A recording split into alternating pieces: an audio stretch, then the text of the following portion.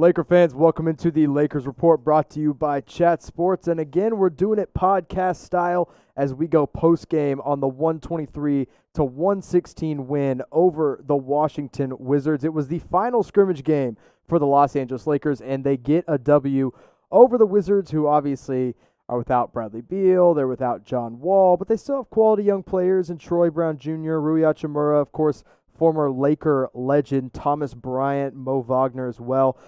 They all played consistent minutes. Isak Bonga also got 30 minutes in that game. So what we're going to do on today's show is just kind of break down the box score. I'm going to tell you who really impressed me, who kind of let me down, even though honestly there weren't really any guys that I think stood out as poor performers in this game. And then talk about, what things I'm really looking for as the Lakers go into the regular season now that this was, again, the final scrimmage game, and then we have the Lakers versus the Clippers on Thursday night, the first regular season game. And man, I'm so ready. I am so ready for some actual basketball. And Laker fans, if you're ready as well, go ahead and like this video. Give us a thumbs up in the video as you're listening to us go on the podcast, whether you're driving to work or you're listening at school or wherever you're listening to this right now. Like this video if you're ready for some real Lakers basketball. So again, Lakers get the win over the Wizards. I'm going to go ahead and break down the box score. But before I do that, I got a little treat for you guys as you listen.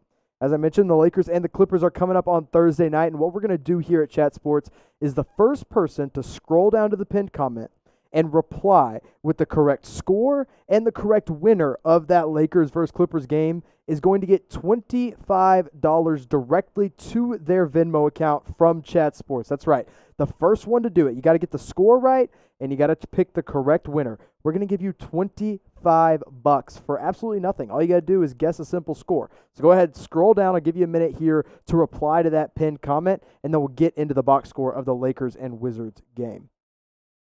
Now, again, the Lakers got the W, and I'm going to go ahead and go point leaders all the way down the row. And again, here's some important news for you from that Lakers game that I kind of want to make sure I mention. No LeBron James, no Anthony Davis, no Dwight Howard, and no Kyle Kuzma. So we kind of went into this game watching it. We're like, man, who am I going to watch for? Well, I tell you what, I had my eye on the bench players that are going to be coming off consistently because I guess really that's all that was playing anyway.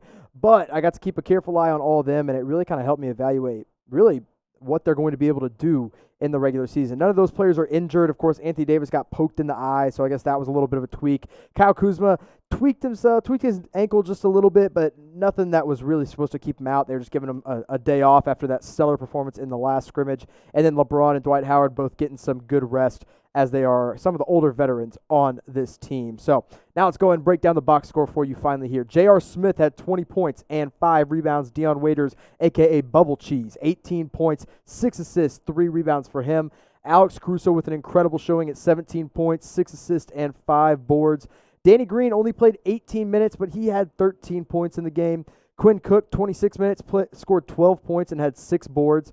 Devontae Cacok, a guy I'm going to talk about later in the show, the rookie out of UNC Wilmington, had 11 points and 10 rebounds in just 13 minutes of action. Kostas Antetokounmpo, the other two-way player, had 9 points and 8 rebounds. Markeith Morris made his Lakers debut in this scrimmages, number 88. He only played in the first quarter. He played 6 minutes, and he scored 6 points and 5 rebounds. Look, the thing with Markeith Morris is he was basically playing in this game, which was basically a G League / Summer League game with the amount of talent that was playing in it. And he realized right off the bat after scoring 6 points in 6 minutes and getting 5 rebounds that he's too good for this, doesn't need to play a whole lot more than just that first quarter. So that was Markeith Morris. JaVale McGee, limited action, played 13 minutes, 5 points, 3 blocked shots, and 2 assists and 2 rebounds. He also splashed down a three-pointer from the top of the arc. Jared Dudley, the veteran leader in the locker room, got 5 points. Kentavious Caldwell-Pope, 4 points, in 18 minutes. Not a great showing from KCP. I'll talk about him here later in the show as well. And then Taylon Horton Tucker, of course, the rookie that we've wanted to see really play well for this Laker team. Still knocking off some rust and still kind of getting over those injuries that he suffered in the regular season with the G League. 3 points. He had 5 fouls and 4 turnovers to go along with 3 assists, all in 21 minutes of action. So not a great showing from Taylon Horton Tucker, but I want to talk about the guys, the Lakers that really stood out. And I'll tell you what, there were a lot, because there was a lot of ample opportunity for some Laker players to come in right away and make a difference off the bench without guys like LeBron and Dwight Howard and Kuzma and Anthony Davis playing in this game. Really, everybody got a good opportunity. So I want to talk about who really impressed me in this game the most. And look, we can't go without talking about J.R. Smith. I mean, 20 points on 6 of 7 3-point shooting. That's ridiculous. 25 minutes and 5 rebounds. And the shots that he was making, in classic J.R. Smith fashion, were not simple, uncontested three-pointers that he got and found himself open in the corner. No, they were contested threes, making them when the shot clock was winding down. He had a funky three near the end of the game where he had to pump fake and go up and under a player on the wing. And look, it was really efficient. And the reason the Lakers signed J.R. Smith was to kind of be a warm body off the bench. But if you can get a guy like J.R. Smith to come in and play 12 to 13 solid minutes and give you 2 to 3 threes on really low attempts, that's really important for this Laker team. And that takes this Laker bench to a whole nother level. Now, do I expect that from him every night when we get into the regular games? Absolutely not. I don't think anyone should place a 20-point, 6 3-point kind of expectation on J.R. Smith with the regular games. But the thing that, really acts well with J.R. Smith playing so well, and the thing that works so well and complements it, is Dion Waiters. Because more often than not, if, let's say, J.R. Smith is off one night for the Lakers, Bubble Cheese, a.k.a. Dion Waiters, is going to be on one night, and he's going to be able to knock down those threes and be able to do what J.R. Smith can't. And odds are, if Dion Waiters is off one night, then J.R. Smith is on that night. So that works really, really well. And luckily for the Lakers and their scrimmage today against the Washington Wizards, both of them were on. So the other guy that really impressed me, is Dion Waiters. Listen, I mentioned it in my last post-game podcast. I had no expectations for Dion Waiters coming onto this Lakers team. And so far in these scrimmages, he has proved himself as a valuable member off the bench. Now, again, much like J.R. Smith, it's probably not a 20-minute-a-night kind of thing for Dion Waiters when the games get going. But when you need someone to come off the bench and be a playmaker and be a scorer, which has always been a problem for this Lakers team this year, Dion Waiters can be that, because not only was he scoring the ball, 18 points on 8 of 7 shooting, he didn't even shoot. He didn't make a 3 tonight. He went 0 of 2, and 18 points came from regular field goals and 2 free throws as well. He could have had 20, but he left 2 on the charity stripe, went 2 of 4 there. But the thing with Dion Waiters today that really, really excited me, and should excite Laker fans everywhere, is the fact that he had 6 assists. Because that's not what Dion Waiters has been known for, is making plays for his teammates. But if Dion Waiters can come in and give you 12 points and 4 assists off the bench, you got another playmaker.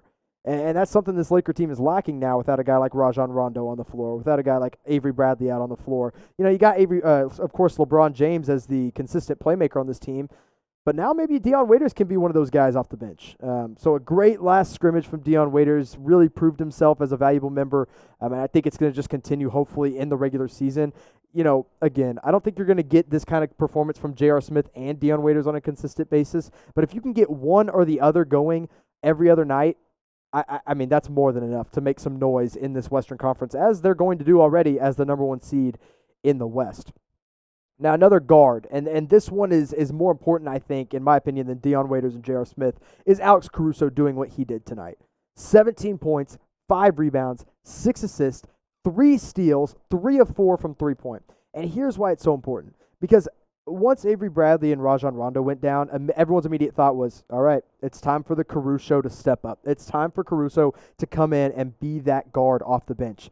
And he showed, he was starting tonight at the point guard position, that he can be that guard, that he can be that guy that can come in and play stellar defense. Like, my goodness, he was playing the passing lane so well. And, of course, it's against the Wizards, who are a hot garbage team anyway.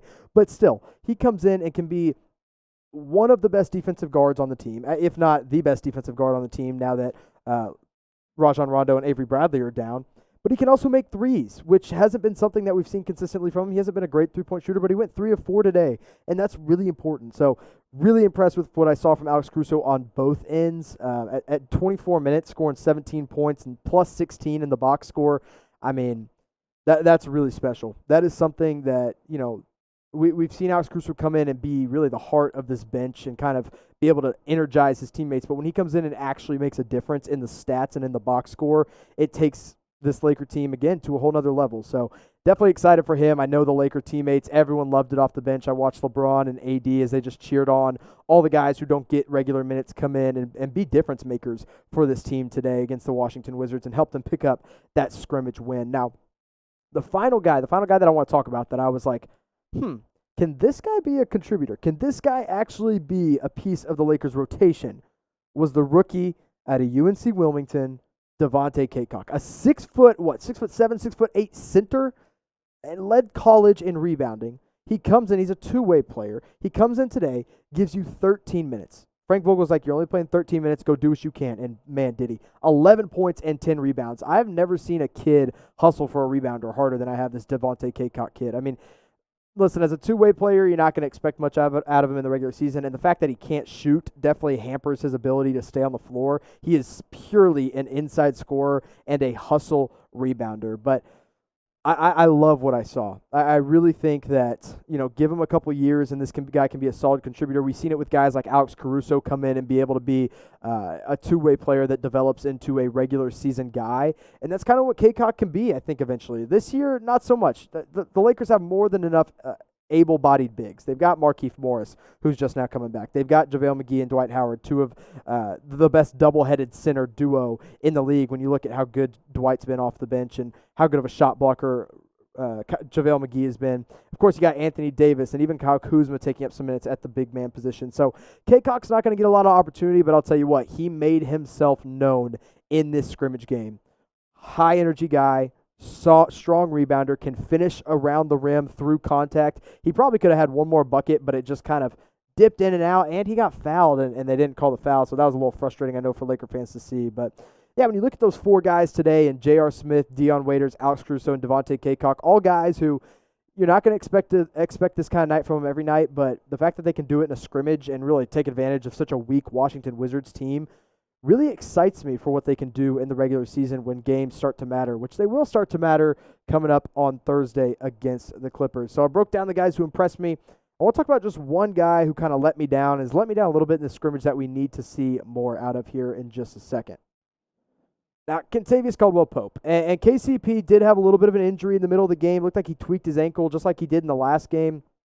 But KCP, everyone remembers. I mean, I know all Laker fans remember. I know I remember. At the beginning of the year, it was like, man, KCP is going to be a trade candidate. Can't wait to get him out of Lakerland. And then all of a sudden, he becomes one of the most valuable members of the role, of the team, really, and becomes a consistent role player, consistent shooter, and a great defender. But these scrimmages have not been kind to KCP. I mean, this game, he plays 18 minutes. He only scores 4 points. He goes 0 of 2 from 3 and 2 of 6 from the field. He got to the rim well a couple times. And, again, I'm never going to overreact to scrimmage games, even though based on these scrimmage games, J.R. Smith is the greatest shooter of all time.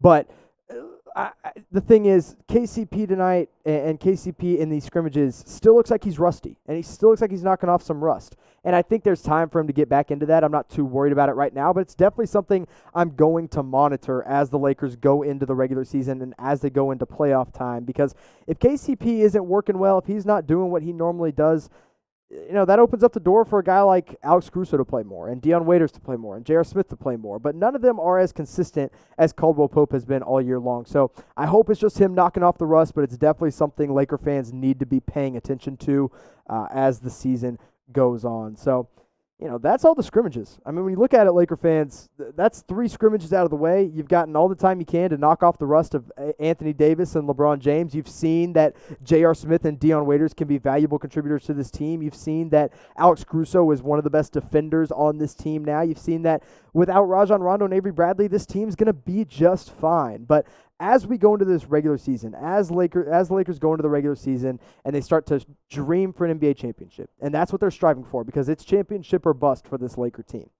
The only thing that's going to hold them back is going to be injuries. I mean, after seeing what they've done in scrimmages, and I know it's kind of a cop-out answer, but really and truthfully, if everyone stays healthy now with Avery Bradley and Rondo down, there is no stopping this team. You've got arguably now one of the deepest benches in the league. One of the questions was kind of, well, what's their depth look like? Well, now when you got Dion Waiters and J.R. Smith and Alex Caruso being contributors off the bench, you got Markeith Morris being a contributor off the bench, you got Kyle Kuzma who showed in that last game that he can contribute off the bench. this team has no excuse not to win an NBA championship. And I know it's just scrimmages. I know we've only seen scrimmages, so we got to evaluate a little bit more when the regular season gets going. But really and truthfully, this Laker team is something special. And if Dion Waiters and J.R. Smith are going to be able to score the ball like they did in this game against the Washington Wizards, it's going to be scary for a lot of other teams in the league. So remember, go ahead and scroll on down, reply to that pinned comment. Let me know what that score is going to be of that Lakers and Clippers game. Make sure you've subscribed here to the Lakers Report because as NBA comes back, we are ramping up our coverage. Go follow me on Twitter at Jimmy_Crowther. Give this video a like. Make sure you subscribed. And Laker fans, I'll talk to you next time when we've got real basketball going against the Los Angeles Clippers on Thursday night.